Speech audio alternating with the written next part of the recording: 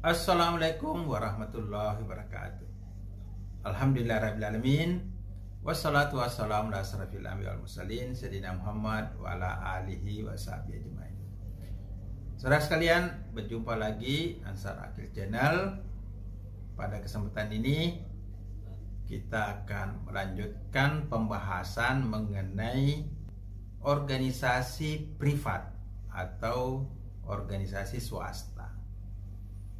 Pada video sebelumnya sudah kita bahas pengertian organisasi privat, perbedaan organisasi privat dan organisasi publik, serta jenis-jenis pengelolaan organisasi privat. Saudara sekalian, organisasi privat adalah organisasi milik pribadi, milik perorangan atau kelompok yang terpisah dari kepemilikan negara atau pemerintah. Jadi privat itu artinya terpisah dari kepemilikan negara atau pemerintah. Karena organisasi privat atau swasta itu dimodali, dikelola oleh orang per orang atau kelompok dan bukan bagian dari instansi, organisasi atau institusi pemerintah. Jadi swasta itu berdiri sendiri. Dia mengelola organisasinya secara mandiri, tidak berada di bawah struktur pemerintah. Organisasi privat atau swasta itu bisa juga dipahami sebagai organisasi yang dikelola orang per orang atau kelompok untuk melayani konsumen halayak tertentu di dalam mendapatkan profit, keuntungan untuk mengakumulasi modal. Sehingga tujuan dari organisasi privat itu adalah mendapatkan profit dan mengumpulkan modal. Nah, dilihat secara makro, perusahaan privat atau perusahaan bisnis itu dibuat untuk mendapatkan profit, mendapatkan keuntungan. Sedangkan organisasi publik tujuannya lebih luas, yang sudah kita jelaskan pada video sebelumnya. Antara lain untuk mewujudkan kesejahteraan, menciptakan kemakmuran, keamanan, ketertiban, dan sebagainya, sesuai dengan tujuan dan fungsi negara. Sementara organisasi privat tujuannya lebih spesifik, yaitu melayani konsumen sesuai dengan produk jasa yang disediakan oleh perusahaan atau organisasi swasta itu. Organisasi publik mendapatkan dana dari pajak dan juga sumber-sumber non-pajak yang dikelola oleh negara. Sementara organisasi privat itu mendapatkan dana yang dibayarkan oleh konsumen ketika mendapatkan produk atau jasa dari organisasi itu.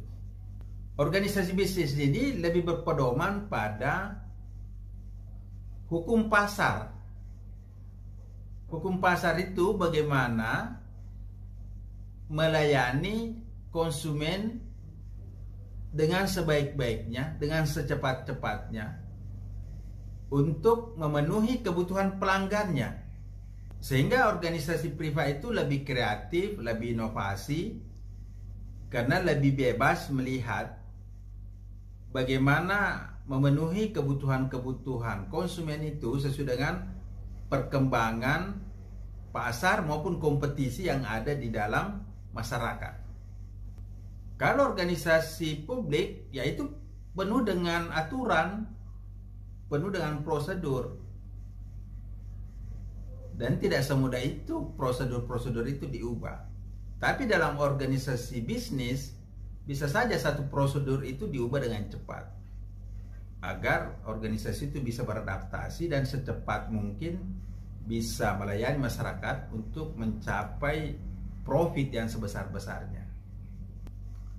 Organisasi privat atau bisnis itu pertama memperhatikan konsumennya, siapa halayak yang dilayani. Ini betul-betul harus diketahui apa keinginan, apa kebutuhan, sehingga organisasi privat itu bisa melayani konsumennya itu dengan cepat dan memberikan kepuasan yang optimal. Yang kedua yang diperhatikan oleh organisasi privat atau organisasi bisnis itu adalah kompetitor, pesaing. Karena kompetitor ini nanti akan memperebutkan konsumen yang sama dengan produk atau jasa yang sama. Sehingga siapa perusahaan yang lebih memberikan pelayanan sesuai dengan kebutuhan konsumen, maka ia akan menjadi pemenangnya. Bagaimana perusahaan itu memberikan pelayanan sebaik-baiknya, pelayanan dengan kualitas yang paling tinggi untuk memenuhi kepuasan tertinggi dari konsumen. Jadi yang diperhatikan ini bagaimana peta persaingan produk apa yang diberikan oleh kompetitor kita, kemudian bagaimana cara mereka memberikan pelayanan yang maksimal. Ini semua dipelajari dari kompetitor, sehingga organisasi bisnis itu memang mengalami persaingan yang cukup ketat, karena organisasi swasta itu sangat banyak di dalam memberikan produk-produknya kepada masyarakat.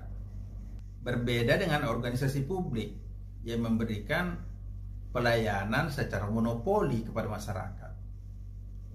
Misalnya kepolisian. Nah, tentu kepolisian ini melayani seluruh masyarakat. Dan hanya satu kepolisian di Indonesia ini, yaitu Polri. Apalagi misalnya PLN, ya, PDAM, kantor camat, ya, kantor bupati, kantor gubernur. Ini tidak ada duanya, hanya satu-satunya saja. Jadi kalau pelayanan di kantor kecamatan memuaskan atau tidak memuaskan, masyarakat tidak punya pilihan. Dia harus tetap datang di kantor camat, misalnya untuk mengurus KTP, mengurus surat-surat keluarga, ya harus datang ke kantor camat. Tidak ada pilihan. Jadi ini monopoli. Beda dengan pelayanan swasta. Karena banyak perusahaan, maka masyarakat yang tidak puas terhadap satu perusahaan itu bisa berganti, bisa berpindah kepada perusahaan lain. Hari ini misalnya menggunakan produk A, besok bisa menggunakan produk B. Hari ini bisa menggunakan jasa dari perusahaan A, besok bisa menggunakan jasa dari perusahaan B. Karena kompetisi di organisasi bisnis itu memang sangat tinggi, sehingga masyarakat punya banyak pilihan untuk menentukan perusahaan mana yang memberikan pelayanan terbaik. Demikian, semoga bermanfaat. Wassalamualaikum warahmatullahi wabarakatuh.